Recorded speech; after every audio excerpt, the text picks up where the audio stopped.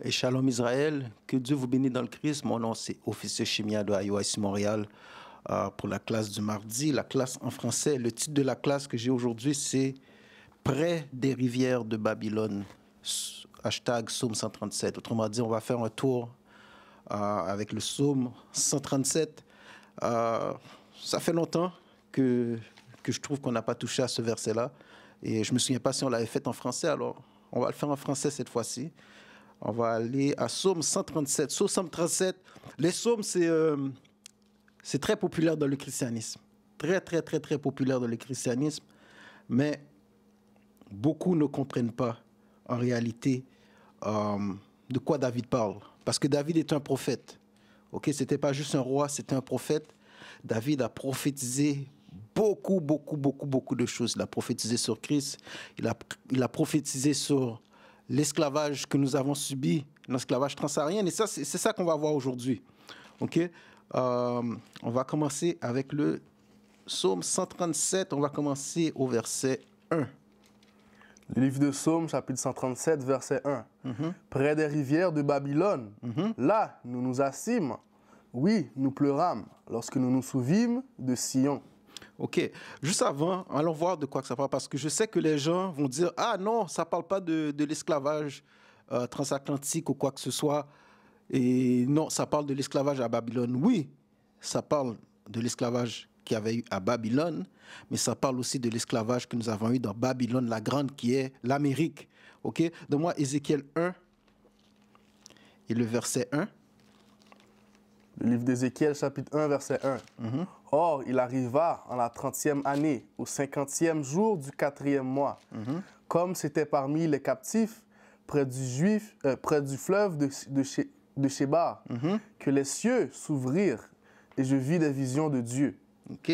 Le fleuve de Shebar, c'est une rivière dans le Chaldée, dans la ville de Chaldée, d'où viennent les Chaldéens, où on parlait de l'élite de Babylone. OK.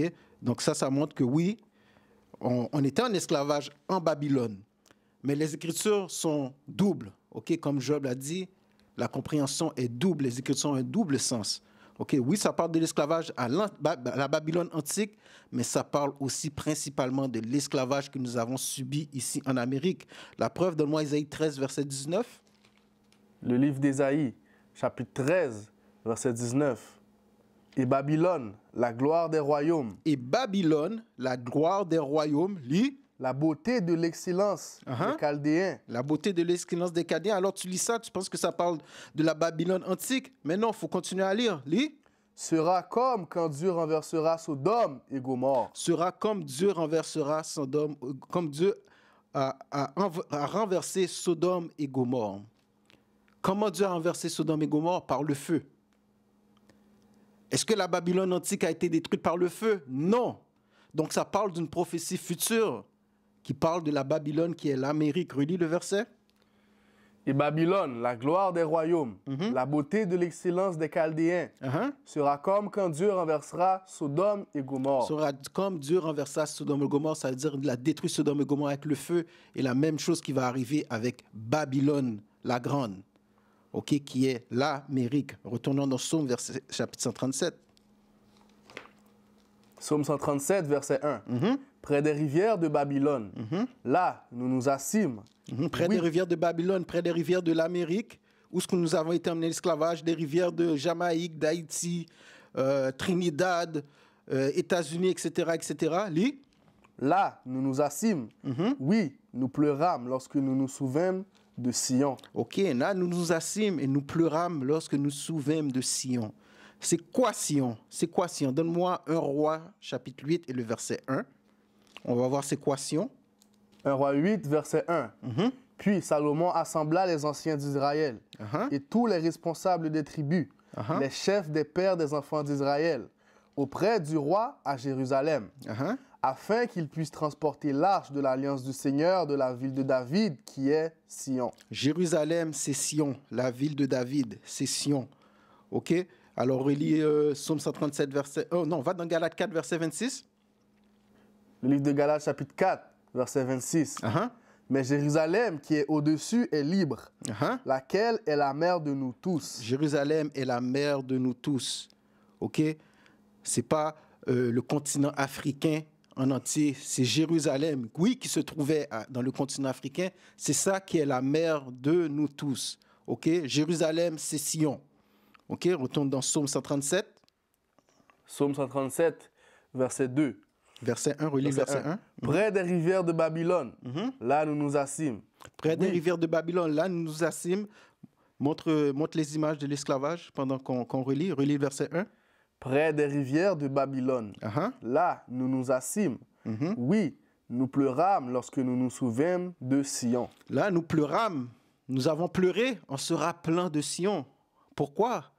Parce que là, quand on est tombé en esclavage, on s'est rappelé de qu'est-ce que Moïse nous avait prédit dans Deutéronome chapitre 28, qu'est-ce qui allait nous arriver. On va lire des versets dans Deutéronome chapitre 28 tout à l'heure.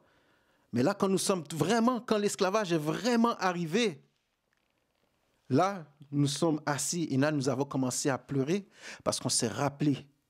Nous avons brisé les commandements. Moïse avait dit que si on brisait les commandements, nous allons tomber en esclavage par des bateaux. Et là, nous nous sommes rappelés de tous nos péchés et que la punition, la malédiction est arrivée, que la prophétie que Moïse avait dite s'est accomplie. Lis. Nous suspendîmes nos harpes au sol, au milieu d'elles. Car Okay. là, Nous suspendons nos harpes. Les harpes, ça représente quoi? Ça représente notre joie. OK? Relis. nous suspendîmes nos harpes au milieu au sol. Nous suspendîmes nos harpes au sol, au milieu d'elles. OK, nous suspendons nos harpes, ça veut dire notre joie au saule, au milieu des arbres. C'est quoi un saule? C'est un arbre. Montre-moi les images d'un saule. Ça parle précisément du saule pleureur, OK, qu'on dit en français. OK, on montre des images de saule pleureur. Quand vous voyez les images d'un saule, pensez à un arbre normal. Exemple, on voit un érable. Il y a beaucoup d'érables au Canada. Pensez aux palmiers, pensez à n'importe quel arbre, le pin, etc. Ils ont des branches, OK? Ça monte toujours vers le haut. OK? Les branches montent, la plupart des branches montent vers le haut. Tu ne vas pas avoir de branches qui poussent vers le bas. OK? Mais quand on regarde le saule pleureur, les feuilles tombent vers le bas. C'est pour ça qu'on l'appelle le saule pleureur. C'est comme s'il pleurait. Quand tu pleures, les larmes tombent. Alors, c'est la même chose ici. Le saule pleureur, les feuilles tombent. Alors, c'est une analogie que David a utilisée pour montrer comment que nous étions dans la peine à cause que nous sommes tombés dans l'esclavage. Relis ça. Psaume 137, verset 2. Nous suspendîmes nos harpes au sol, au milieu d'elles. Nous suspendons nos harpes, ça veut dire on parle de notre joie. Donne-moi Job 30, verset 31, pour savoir c'est la joie, que l'arbre représente la joie. L'arbre, c'est un instrument de musique très agréable. OK? Donc, l'arbre représente la joie ici. Lis-moi ça, Job 30, verset 31. Le livre de Job, chapitre 30, et le verset 31. Ma harpe aussi s'est échangée en deuil. Ma harpe aussi s'est échangée en deuil. Lis. Et mes orgues en la voix de ceux qui pleurent. Et mes orgues en la voix de ceux qui pleurent, de ceux qui montrent que l'arbre représente la joie. Parce qu'il dit l'arbre, mon arbre s'est échangé en deuil. OK, donc l'arbre représente la joie. Retourne dans Psaume 137, verset 2. Psaume 137, verset 2. Nous suspendîmes nos harpes au saule. Nous suspendîmes nos harpes, notre joie au saule, parce que le saule pleureur, ça représente la tristesse. Ça représente que tu n'as plus de joie. Ça représente que tu es dans la peine. Lis. Au milieu d'elle. Verset 3. Car là, ceux qui nous transportèrent captifs. Ceux qui nous transportèrent captifs. Qui nous a transportés captifs? Lis le verset au complet, on va dissecter après. Car là, ceux qui nous transportèrent captifs nous réclamèrent un cantique. Et ceux qui nous dévastaient nous réclamèrent de la gaieté. OK. Donc, ceux qui nous transportaient... relis la première partie. Ceux qui nous transportaient captifs nous réclamèrent un cantique. Ceux qui nous transportaient captifs. Qui nous a emmenés captifs? Qui nous a emmenés captifs? Donne-moi 1 Roi 8, verset 46. 1 Roi 8, verset 46. S'ils pêchent contre toi, car il n'y a pas d'homme qui ne pêche, et que tu te sois courroucé contre eux, et que tu les livres à leurs ennemis, que tu les livres à les ennemis, li, et qu'ils soient menés et captifs, qu'ils soient menés quoi? Et captifs qu'ils soient menés captifs, li, dans le pays de l'ennemi, loin ou près. ok, qu'ils soient menés captifs dans les pays de l'ennemi, loin ou près. C'est qui ceux qui ont été emmenés captifs? Les Israélites. Qui ont été emmenés captifs, loin ou près? Ceux qui ont subi l'esclavage transatlantique, ceux qui ont subi l'esclavage subsaharien. Ça parle autrement dit de qui? Ça parle des supposés noirs. Ça parle des supposés latinos. Ça parle des supposés Premières Nations. Ces trois personnes-là forment les 12 tribus d'Israël. OK? Lis. Néanmoins, si dans le pays où ils auront été menés captifs, OK, retourne dans Psaume 137, verset 3.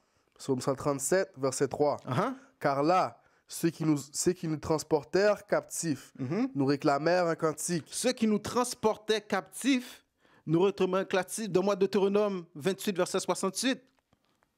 Comment qu'ils nous ont emmenés captifs ici? Et en sachant comment qu'ils nous ont emmenés captifs, on va savoir de qui ça parle exactement.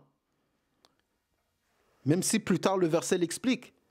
Mais juste avec la Bible, avec le verset 68 de Deutéronome 28, on va savoir de qui ça parle exactement. Deutéronome 28, verset 68. Uh-huh. Et le Seigneur t'amènera de nouveau en Égypte. Et le Seigneur t'amènera de nouveau en Égypte, lis, Sur des navires. sur des navires. Le terme Égypte signifie esclavage, signifie servitude, signifie captivité. Vous pouvez lire ça dans Exode chapitre 20, verset 2. Donc, relis. Et le Seigneur t'amènera de nouveau en Égypte sur des navires. Et le Seigneur te ramènera de nouveau en Égypte sur des navires. Qui nous a emmenés en esclavage sur des navires? Les Européens, Portugais, Espagnols, Français, Allemands, Néerlandais, et je passe, qui nous ont emmenés captifs, qui nous ont emmenés en esclavage sur des navires. Lis. Et tu feras le chemin dont je t'ai parlé. Uh-huh. Tu ne le reverras plus. Et on ne verra plus jamais notre terre natale. C'est pour ça qu'on est arrivé, comme le verset 1 dit, on a commencé à pleurer, on s'est rappelé de Sion. Les Écritures ont dit qu'on ne verrait plus jamais notre terre natale. Lis. Et là, vous serez vendus à vos ennemis. Et là, nous avons été vendus à nos ennemis. À qui nous avons été vendus? Nous avons été vendus aux Caucasiens principalement. Pas juste eux autres, mais principalement c'est eux. OK? Lis. Et là, vous serez vendus à vos ennemis pour Uh-huh. être hommes et femmes en servitude. Uh-huh. Et là, vous serez vendus à vos ennemis pour hommes et femmes en servitude. Lis. Et aucun homme ne vous achètera. Et aucun homme ne nous achètera. Retourne dans Psaume 137 et le verset 3. Psaume 137, verset 3. Car là, ceux qui nous transportèrent captifs, Ceux qui nous transportaient captifs. Encore une fois, retourne dans Deutéronome. Je voudrais te dire de rester dans Deutéronome. Deutéronome, non, tu sais quoi, continue, relis ça. et là, car là, ceux qui nous transportèrent captifs, Ceux qui nous transportèrent captifs, on a montré que c'était les Caucasiens, les Européens. Lis. nous réclamèrent un cantique. Nous ont réclamé un cantique. Nous ont réclamé un cantique ou nous ont réclamé une chanson, un chant. OK? Ils nous ont réclamé une chanson, un chant. Pourquoi? Pour se moquer de nous. Parce que, donne-moi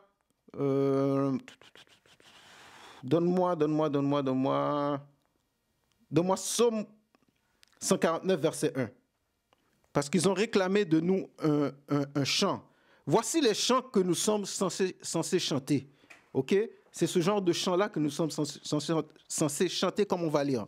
Psaume 149, verset 1. Uh-huh. Louez le Seigneur. Lis. Chantez au Seigneur un nouveau cantique. Chantez au Seigneur un nouveau cantique. Lis. Et sa louange dans la congrégation des saints. Dans sa louange dans la congrégation des saints. Qui sont les saints?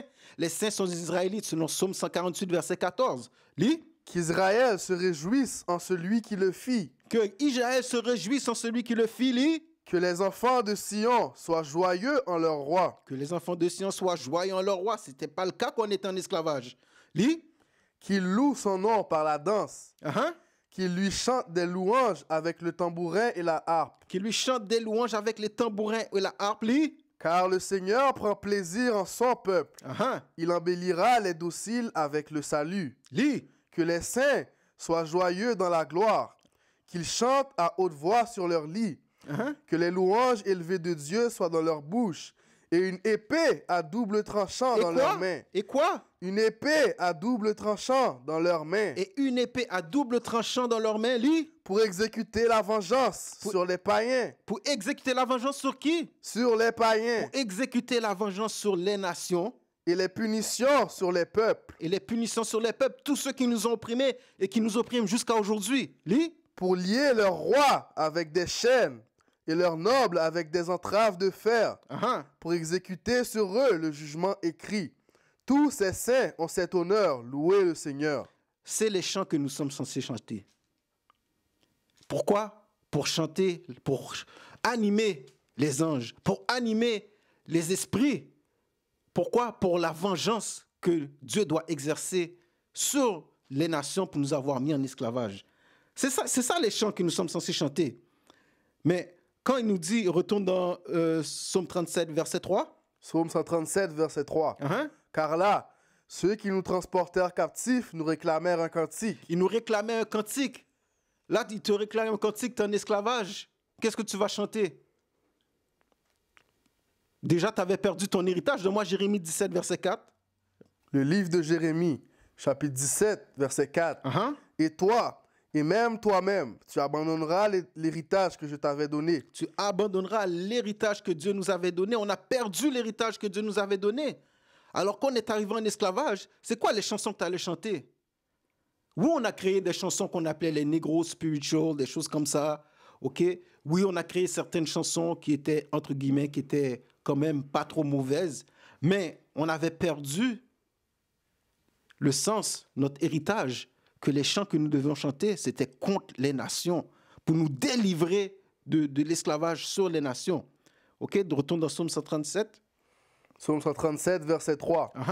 Car là, ceux qui nous transportèrent captifs nous réclamèrent un cantique. Ils nous réclamaient un cantique. Montre-moi les images des chanteurs d'aujourd'hui. OK? Regardez, on est censé chanter pour la délivrance de notre peuple. On est censé chanter pour des hymnes à nos frères, des psaumes. Mais aujourd'hui, qu'est-ce qu'on a dans le monde? C'est quoi qu'on a? On a des rappeurs, on a des chanteurs. Qu'est-ce qu'ils chantent? Les rappeurs chantent « J'ai tué mon frère »,« J'ai volé mon frère ». Qu'est-ce que les sœurs chantent? Aujourd'hui, on a des sexy-red qui chantent d'avoir du sexe pendant ces périodes. On a des rappeurs qui chantent, qui traitent nos sœurs de prostituées, qui se vantent d'être des proxénètes. C'est ces chansons-là aujourd'hui qu'on chante. Pourquoi? Parce qu'on a perdu l'héritage. On ne connaît plus les chants de Sion. Et les chants que vous chantez dans les églises, ce n'est pas les chants de Sion en passant. Ce n'est pas les chants de Sion. Donne-moi Amos 5, verset 23. Qu'est-ce que vous chantez dans les églises? Ce n'est pas les chants de Sion. Vous êtes censés chanter la vengeance de Dieu sur les nations. Pour qu'est-ce qu'ils nous ont fait? Et avant tout, vous, dans vos églises, c'est quoi? Jésus est blanc. Il n'est pas noir. Alors vos chants, Dieu ne veut pas les entendre. Donne-moi ça. Le livre de Amos, chapitre 5, verset 23. Ôte de moi le bruit de tes cantiques. Voici qu'est-ce que Dieu dit. Ôte de moi les bruits de tes cantiques. C'est vos cantiques à l'église, vos chants gospel. C'est ça que Dieu dit. Ôte ça près de moi. Lis. Car je n'écouterai pas la mélodie de tes viols. Dieu a dit qu'il ne va pas écouter la mélodie de vos chansons. Lis. Mais laisse le jugement couler comme les eaux et la rectitude comme un torrent impétueux. OK. Donc Dieu ne veut pas entendre vos chansons. OK. Ce que Dieu veut entendre, c'est du psaume 149. C'est ce que Dieu veut entendre. On a un livre, Cantique des Cantiques. C'est ça que Dieu veut entendre. Des chants comme ça. Il ne veut pas entendre vos chants dans les églises, le gospel. OK, retourne dans Psaume 137, verset 3. Psaume 137, verset 3.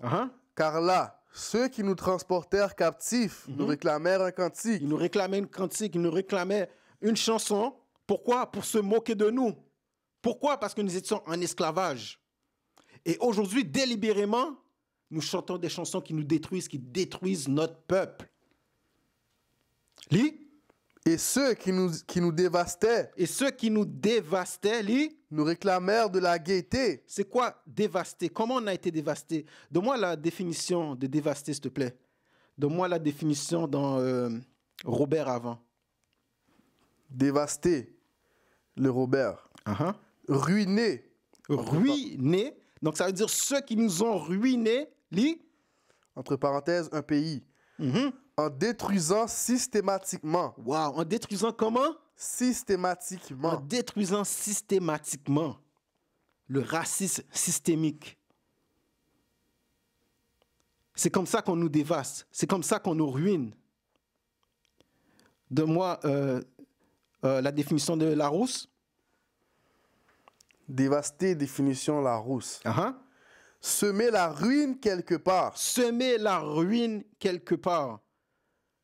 OK? Un exemple de ruine, on voit qu'est-ce qui se passe aujourd'hui au Moyen-Orient. Qu'est-ce qui se passe à Gaza? Ils sont en train de tourner ça en ruine. Mais tout le monde compatise pour les Palestiniens. Mais nous, ça fait des centaines d'années qu'on est dans la ruine. Ça fait des centaines d'années qu'on n'a rien. On n'a pas de pays, on n'a pas d'économie, on n'a pas de force militaire, on n'a rien. Lis. Causer de graves dégâts. Causer de graves dégâts, lis. Des ravages. Synonyme. Démolir, détruire, piller, raser, saccager. Piller, raser, c'est pas ce qu'ils ont fait avec l'Afrique. Piller les ressources jusqu'à aujourd'hui. Regardez qu'est-ce qui se passe au Congo. La classe que j'avais faite au Congo sur le cobalt. Les ressources en Haïti, c'est pas qu'est-ce qu'ils font. C'est comme ça qu'ils nous dévastent. Lis. Deuxième définition. Amener le désordre quelque part. Troisième définition. Atteindre un très grand nombre de personnes en parlant de la mort, de la maladie. L'exemple qu'on donne, le choléra. Quatrième. Qu'est-ce qui touche le plus souvent le choléra? C'est les pays noirs. Haïti, Afrique, etc. Tout ça, ce sont des choses qui sont créées pour nous dévaster. Lis. Provoquer chez quelqu'un de graves troubles. Le pousser au désespoir. Le pousser au désespoir. Donc là, on parle d'une destruction, d'une dévastation mentale et spirituelle. Lis. Miner, ravager, ronger, ruiner. OK, donc la quatrième définition dit provoquer chez quelqu'un de graves troubles. Le pousser au désespoir. Le pousser au désespoir. Donne-moi Deutéronome 28, verset 47. Le livre de Deutéronome, chapitre 28, verset 47. Parce que tu n'auras pas servi le Seigneur de ton Dieu avec joie et de bon cœur pour l'abondance de toutes choses. Parce que Dieu nous a donné tout pour l'abondance de toutes choses. Dieu nous a tout donné. C'est quoi l'abondance de toutes choses? Donne-moi Deutéronome 4, verset 40. On va voir c'est quoi l'abondance de toutes choses. Deutéronome 4, verset 40. Tu garderas donc ces statuts et ces commandements que je te commande aujourd'hui, afin que tout aille bien pour toi et pour tes enfants après toi. Lis. Et que tu puisses prolonger tes jours sur la terre, que le Seigneur ton Dieu te donne à toujours. Que tu puisses prolonger tes jours sur la terre, que Dieu te donne à toujours. C'est ça l'abondance de toutes choses. Dieu nous a donné la terre entière. Mais, parce qu'on n'a pas servi Dieu avec joie, retourne au verset de Deutéronome 28, verset 47. Deutéronome 28, verset 47. Parce que tu n'as pas servi le Seigneur ton Dieu avec joie et de bon cœur pour l'abondance de toutes choses. Lis. C'est pourquoi tu serviras tes ennemis que Dieu enverra contre toi dans la faim, dans la soif, dans la nudité et dans le besoin de toutes choses. Dans les besoins de toutes choses, on sert nos ennemis. Pourquoi? Parce qu'on n'a pas servi Dieu avec joie. Pour l'abondance de toutes choses, pour la terre que Dieu nous a donnée. On ne l'a pas servi. Alors maintenant, on sert nos ennemis. Et nos ennemis nous nourrissent. C'est eux autres qui nous donnent tous nos besoins primaires. Lis. Et il mettra un joug de fer sur ton cou jusqu'à ce qu'il t'ait détruit. Et ce même ennemi va te mettre un joug de fer sur notre cou jusqu'à ce qu'il t'ait détruit ou jusqu'à ce qu'il t'ait dévasté spirituellement, mentalement. Jusqu'à ce qu'on n'ait plus d'espoir. C'est pour ça qu'on vit de la façon qu'on vit aujourd'hui. On n'a plus d'espoir, on a une destruction mentale, on a une destruction spirituelle. Et vous, mes sœurs, si vous avez un état d'esprit indépendant, vous êtes détruits spirituellement. Vous ne voulez pas vous marier, vous ne voulez pas avoir de mari parce que vous ne voulez pas qu'un homme soit au-dessus de vous, vous êtes détruit spirituellement. Toi, mon frère, tu veux coucher à gauche, à droite avec 56 000 femmes, tu es détruit spirituellement. Tu marches avec tes pantalons en bas de tes fesses, tu es détruit spirituellement. Et c'est comme ça, comme le verset dit, que nous avons été, qui nous ont dévastés. Donne-moi Lamentation 5, verset 10. On va voir d'autres façons qui nous ont dévastés. On a lu dans les définitions ruiner, détruire, piller. Lamentation 5, verset 1. Souviens-toi, ô Seigneur, ce qui nous est arrivé. Considère et contemple notre déshonneur. Notre héritage a passé à des étrangers. L'héritage que nous avons lu dans Jérémie 17, 4, que nous avons perdu, a été passé à des étrangers. C'est pour ça qu'aujourd'hui, il y a des gens qui se passent pour nous. Il y a des gens qui disent aujourd'hui qui sont le peuple de Dieu, qui sont des vrais juifs. Parce que notre héritage a été passé aux étrangers. Pourquoi? Parce que nous avons refusé de servir Dieu avec joie et de bon cœur pour l'abondance de toutes choses. Lis. Nos maisons à des résidents. Nos maisons ont été données à des résidents ou à des étrangers. Lis. Nous sommes des orphelins et sans père. Lis. Nos mères sont comme des veuves. Nous avons bu notre eau contre de l'argent. On a bu notre eau contre la plupart des coins où les Israélites vivent. Nous sommes entourés d'eau. Mais tu dois payer pour boire cette eau-là. Tu dois payer pour boire cette eau-là. Ça, c'est comme une des façons qui nous ont dévastés. Lis. Nous payons notre bois. Tu dois payer pour ton bois. Si tu construis une maison dans ton propre pays, pour couper le bois, tu dois payer pour. Lis. La persécution est sur nos coups. Nous travaillons et n'avons pas de repos. Nous travaillons et nous n'avons pas de repos. Donne-moi Deutéronome 28, verset 65. Deutéronome chapitre 28 et le verset 65. Et parmi ces nations, tu ne trouveras aucune aise. Partout ce qu'on va disperser, on ne va pas être à notre aise. C'est pour ça que dans Zacharie 1, verset 15, Dieu a dit, j'ai un problème contre les nations qui sont à leur aise. Parce qu'ils sont à leur aise, mais nous ne sommes pas à leur aise. Nous ne sommes pas à notre aise. Lis. Même la plante de ton pied n'aura pas de repos. On n'a pas de repos pour la plante de nos pieds. Nous devons travailler dur, juste pour pouvoir se nourrir. Lis. Mais le Seigneur te donnera là un cœur tremblant et défaillance Dieu et tristesse de pensée. Et tristesse de pensée, maladie mentale, désespoir, détresse spirituelle. Lis. Et ta vie sera en suspens devant toi. Et ta vie sera en suspens devant toi. Lis. Et tu auras peur jour et nuit. Et jour et nuit, on va avoir peur. Lis. Et tu n'auras aucune assurance au sujet de ta vie. Tu n'as aucune assurance dans ta vie. Quand tu entends en arrière de toi, tu ne sais pas si tu vas rentrer à la maison. Est-ce que ça arrive à d'autres peuples? Non, ça reste seulement aux supposés noirs, Premières Nations et aux Latinos, qui sont les Israélites. Lis. Le matin, tu diras, plus à Dieu que ce n'est le soir. Le matin, parce que tu ne sais pas si tu vas survivre au soir. Tu pries à Dieu pour que le soir arrive, parce qu'au moins quand le soir arrive, tu dis, waouh, je suis vécu à cette journée-là. Lis. Et le soir, tu diras, plus à Dieu que naisse le matin. Et le soir, tu vas prier à Dieu pour que le matin arrive. Parce que si on prend l'exemple de Jim Crow et etc., le Ku Klux Klan pouvait arriver chez toi n'importe quand pendant la nuit. Tu es chez toi, puis un policier peut venir te tirer une balle, tandis que tu es innocent, tu n'as rien à faire, tu es chez toi. Tu n'as aucune assurance pour ta vie. Lis. À cause de la peur de ton cœur. À cause de la peur de notre cœur, lis. Laquelle tu auras peur.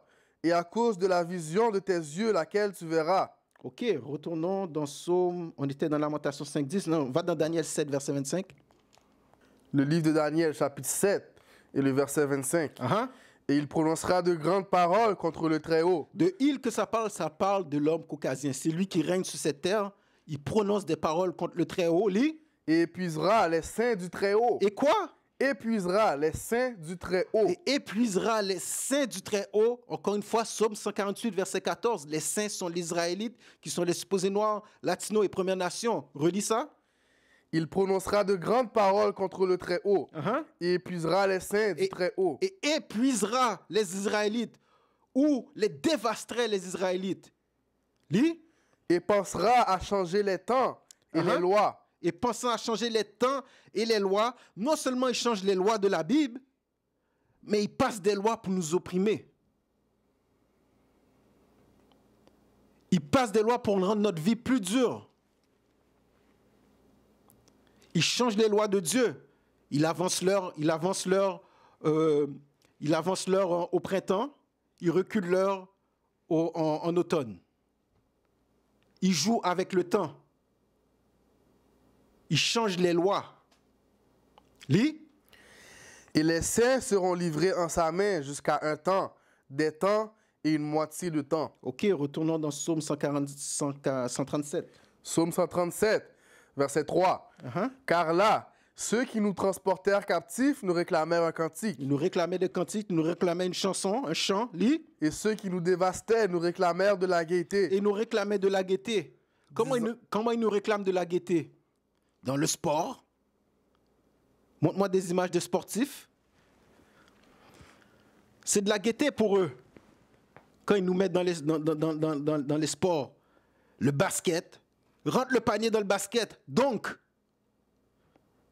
montre-moi quelque chose de beau que je sois content. Kick le ballon dans le but. Fais des beaux dribbles. Rends-moi content. Passe le ballon de football. Plaque. Fais des culbutes pour arriver à faire le comment on dit ça là, j'ai même oublié le terme. Pas le field goal là, mais pour faire un toucher. Tout ça, c'est de la gaieté qui réclame de nous. Autrement dit, amuse-moi. On a des comédiens. C'est ce qu'on fait. On est là pour les amuser. Relis cette partie-là. Et ceux qui nous dévastaient nous réclamèrent de la gaieté. Et ceux qui nous dévastaient nous réclamaient de la gaieté, de la comédie, le sport, la boxe. Deux noirs, battez-vous ensemble. On va parier sur lui, on espère que c'est lui qui gagne et qu'on devient riche.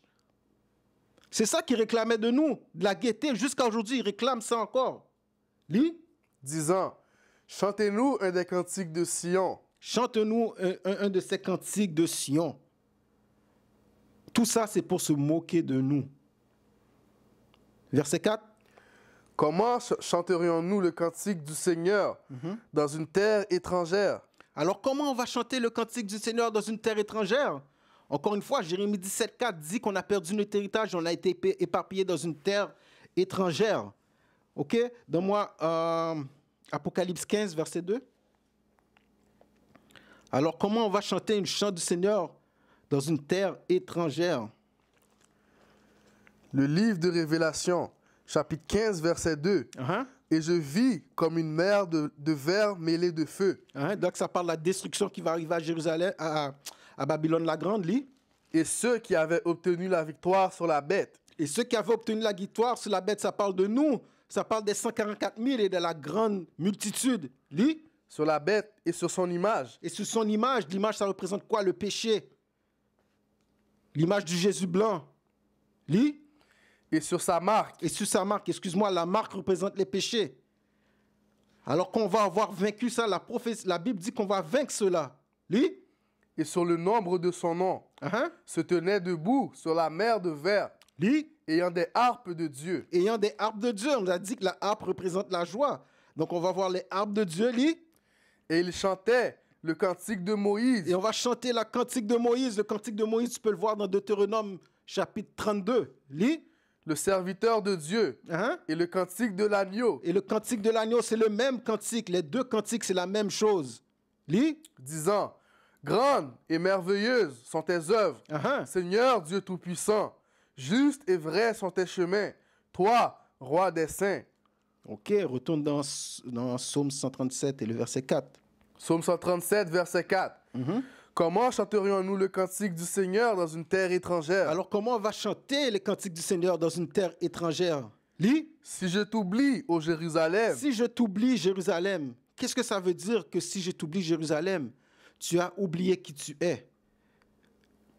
Tu as oublié que tu es un Israélite. Tu penses que tu es un païen, tu penses que tu es un gentil. C'est comme ça que tu as oublié Jérusalem. Donne-moi 1 Roi 8, verset 46. Encore. Le livre de 1 Roi, chapitre 8, verset 46. Uh-huh. S'ils pêchent contre toi, Uh-huh. car il n'y a pas d'homme qui ne pêche, Uh-huh. et que tu te sois courroucé contre eux, et que tu les livres à leurs ennemis, Uh-huh. et qu'ils soient menés captifs dans le pays de l'ennemi, loin ou près. Lis. Néanmoins, si dans le pays où ils auront été menés captifs, Uh-huh. s'ils réfléchissent en eux-mêmes S'ils réfléchissent en eux-mêmes, lis. et se repentent, Et s'ils réfléchissent en eux-mêmes, ils se repentent, ça veut dire qu'ils se rappellent qui sont. Alors, pour vous, les chrétiens qui disent « Oh oui, je me suis repenti, mais Jésus est blanc, puis je suis un païen. » Non, tu ne t'es pas repenti. Parce que la première chose à faire avant que tu te repentisses, c'est de reconnaître que tu es un Israélite. OK? Et c'est ça qu'on dit dans Psaume 137, le verset 5. Retourne là. Psaume 137, verset 5. Si je t'oublie, ô Jérusalem, que ma main droite oublie son habileté. Verset 5. Alors, si je t'oublie, ô Jérusalem, là, les chrétiens vont dire, non, on n'a pas besoin de faire ça. Pourquoi? On est dans le Nouveau Testament. Donne-moi Job 8, verset 8. Qu'est-ce que Job a dit? Le livre de Job, chapitre 8, verset 8. Uh-huh. Car je te prie, enquiers-toi de la génération passée. Job a dit de s'enquérir de la génération passée. C'est-à-dire, il faut que tu fasses des recherches pour savoir qui tu es, pour savoir qui sont tes ancêtres. Et qu'est-ce qui est drôle? Toutes les races sur la terre font ça. Toutes les races sur la terre ont leurs films qui datent de milliers d'années, de centaines d'années, savoir c'est qui leurs ancêtres. Mais nous, les supposés noirs latinos, non, on ne veut pas savoir. C'est pas important. Non, relis ça. Car je te prie, enquiers-toi de la génération passée Uh-huh. et sois disposé à t'informer auprès de leur père. Alors, il faut s'enquérir de nos générations passées. Il faut que tu saches qui tu es. Même dans le monde, il y a un terme qui dit tu ne peux pas savoir qui tu es pour pouvoir avancer. Alors, il faut que tu saches qui tu es selon la Bible. Retourne dans Psaume 137. Psaume 137, verset 5. Si je t'oublie, ô Jérusalem, que ma main droite oublie son habileté. Que ma main droite oublie son habileté. Donne-moi Psaume 148, verset 10. Ouais, c'est ça que je veux. Livre de Psaume, chapitre 48, verset 10. Uh-huh. Selon ton nom, ô Dieu, ainsi est ta louange jusqu'au bout de la terre. Uh-huh. Ta main droite est pleine de droiture. Ta main droite est pleine de droiture. Ta main droite est pleine de droiture. Donne-moi Deutéronome 6, verset 25. Le livre de Deutéronome, chapitre 6, verset 25. Uh-huh. Et ce sera notre rectitude si nous faisons attention de faire tous ces commandements devant le Seigneur notre Dieu, comme il nous l'a commandé. Alors la droiture, c'est faire les commandements. Retourne dans Psaume 137, verset 5. Psaume 137, verset 5. Si je t'oublie, ô Jérusalem, que ma main droite oublie son habileté. Que ma main droite oublie son habileté. Donc on parle de la droiture et des commandements. Lis. Si je ne me souviens pas de toi. Alors si je ne me souviens pas de toi. Que ma langue s'attache à mon palais. Alors que ma langue s'attache à mon palais. Autrement dit, si tu ne te souviens pas de qui tu es, si tu ne suis pas les commandements, que ta langue s'attache à des palais, donne-moi Ézéchiel 3, verset 26.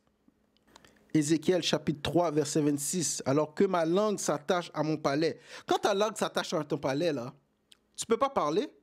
En créole, on dit que tu es bébé. Tu vas parler comme un sourd.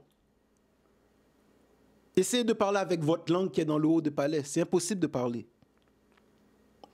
Vas-y. Ézéchiel 3, verset 26. Uh-huh. Et je ferai que ta langue s'attache au palais de ta bouche. Et je ferai que ta langue s'attache au palais de ta bouche, lis. Pour que tu sois muet. Pour que tu sois muet, lis. Et que tu ne puisses leur être un réprobateur. Parce que c'est ce que les prêtres sont censés être. C'est ce que les pasteurs sont censés être. Des réprobateurs. Mais étant donné qu'ils ne sont pas capables d'enseigner la loi, comme on a lu dans le verset 5, la droiture, d'enseigner les commandements, qu'est-ce qu'ils disent? Ça ne vaut rien. C'est comme s'ils étaient des sourds. C'est comme s'ils étaient des bébés, comme on dit en créole. OK, retourne dans Psaume. Psaume 137, verset 5. Verset 6.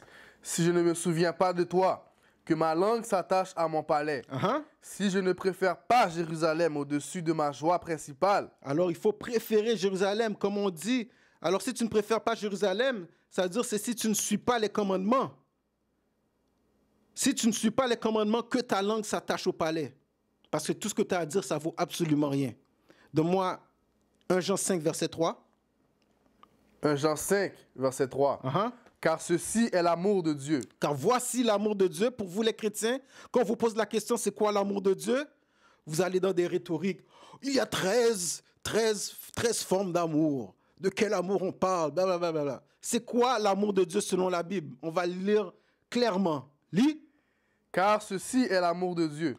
Que nous gardions ses commandements. Que nous gardions ses commandements. Lis. Et ces commandements ne sont pas pénibles. Et ces commandements ne sont pas pénibles. Pourquoi on dit que les commandements n'étaient pas pénibles? Parce que dans le passé, on a considéré ces commandements-là pénibles.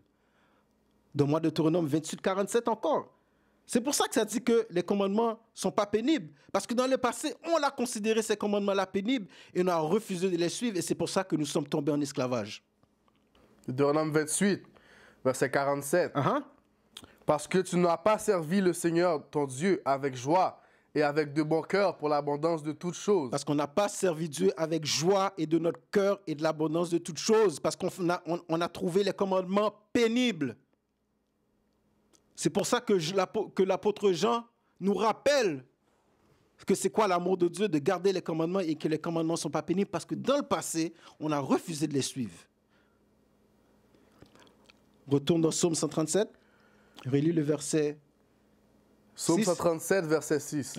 Si je ne me souviens pas de toi, que ma langue s'attache à mon palais, si je ne préfère pas Jérusalem au-dessus de ma joie principale. Alors, comment tu préfères Jérusalem? C'est en étant dans les Écritures, en priant et en appliquant les Écritures. C'est comme ça que tu vas préférer Jérusalem.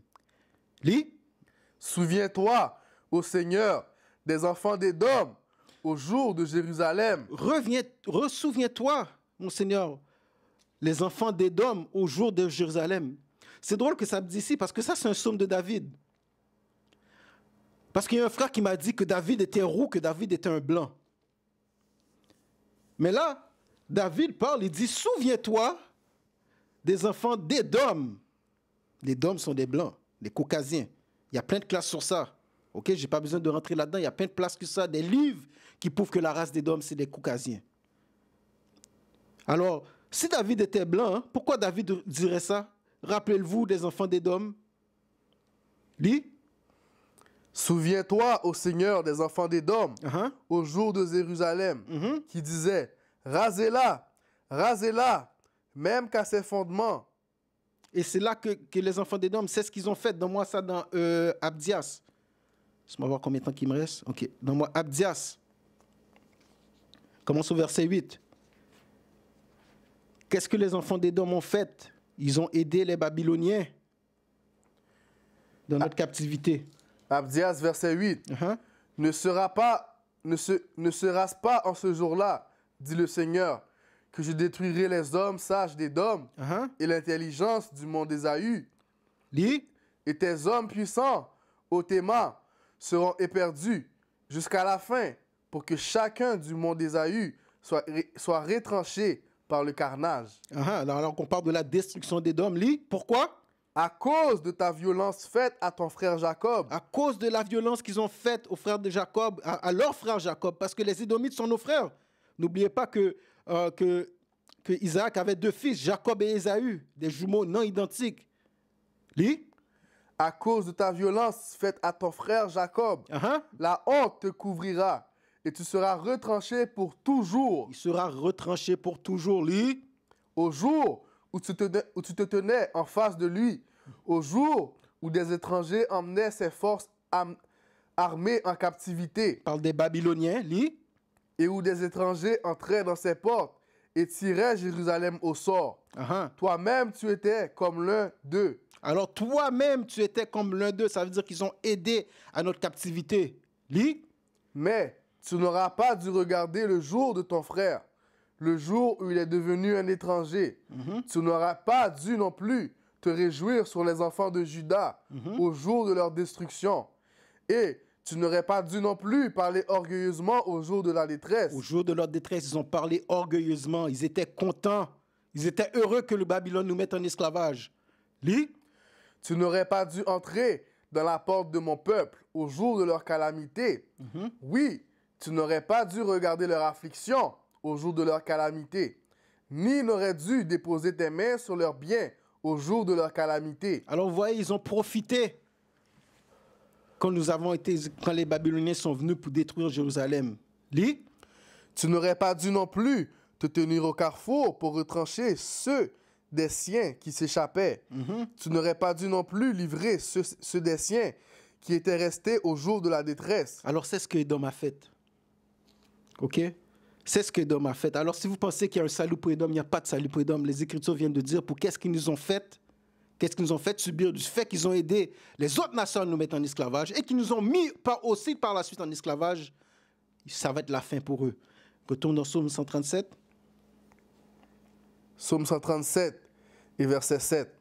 Souviens-toi, ô Seigneur, des enfants d'Édom au jour de Jérusalem qui disaient « Rasez-la, rasez-la, même jusqu'à ses fondements. » Alors rappelez-vous, on parle des enfants de Édom. On parle des Édomites. Lis. Ô fille de Babylone. Comment on appelait Édom? Fille de Babylone. Fille de Babylone. Les Édomites sont les filles de Babylone. C'est pour ça qu'on appelle les États-Unis Babylone la Grande. Lis. Ô fille de Babylone, qui va être détruite, heureux sera-t-il celui qui te rend ce que tu nous as fait. Ok, donne-moi Zacharie 2, verset 6. Zacharie 2, verset 6. Oh, sortez et fuyez hors du pays du Nord. Et sortez du pays du Nord, ce qui prouve que les Israélites se retrouveraient en Amérique. C'est quoi le pays du Nord? C'est les Amériques. Lis. Dit le Seigneur, car je vous ai dispersés aux quatre vents. Parce que Dieu nous a dispersés dans les quatre vents du ciel. Lis. Dit le Seigneur, délivre-toi, ô Sion, qui demeure chez la fille de Babylone.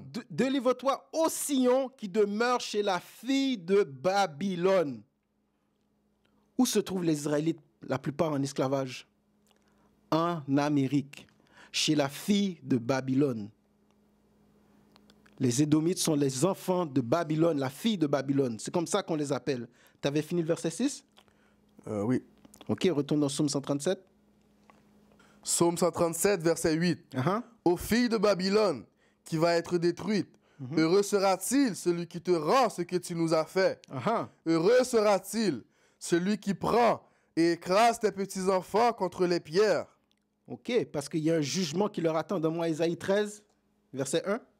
Le livre d'Ésaïe, chapitre 13, verset 1. La charge de Babylone, qu'Ésaïe, fils d'Amos, a vue. La charge de Babylone. Ok, encore une fois, quand on lit le verset 19, quand ça dit que cette Babylone-là va être détruite comme Sodome et Gomorrhe par le feu. Donc ça ne parle pas de la Babylone antique, ça parle de la Babylone d'aujourd'hui, Babylone la Grande, qui sont les Amériques, les États-Unis. Va au verset 13. Verset 13.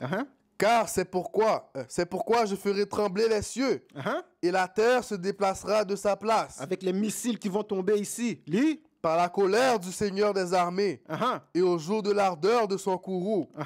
Et il en sera comme d'un daïm chassé. Il sera comme un daim chassé. Et comme d'un mouton. Qui va être comme un daim chassé? Les Caucasiens à cette époque-là. C'est drôle parce que ce sont les top chasseurs. Mais cette journée-là, ça va être eux les chassés. Lis. Et comme d'un mouton que personne ne relève, chacun se tournera vers son peuple. Lis. Et chacun fuira vers son pays. Quiconque sera trouvé sera transpercé. Et quiconque est joint à eux. Et quiconque qui soit joint à eux, parce qu'on a beaucoup de notre peuple qui sont mariés à eux, qu'est-ce qui va leur arriver? Tombera par l'épée. Vous allez tomber par l'épée aussi. Alors mes frères et sœurs, vous qui êtes dans les mariages, qui êtes mariés avec eux, réfléchissez. Est-ce que vous voulez subir le même sort qu'eux? Vous avez encore la chance de vous délivrer. Ok? T'as fini le verset 15? Ouais, verset 15. Donne-moi Révélation 18, verset 1 à 4. On va terminer avec ça. Révélation 18, verset 1. Et après ces choses, je vis un autre ange descendre du ciel, ayant grand pouvoir. Et la terre fut éclairée de sa gloire. Et il criera puissamment d'une forte voix, disant, Babylone la grande est tombée. Babylone la grande est tombée. On a lu dans Zacharie 2,6 que les Israélites se trouvent à Babylone, dans le nord.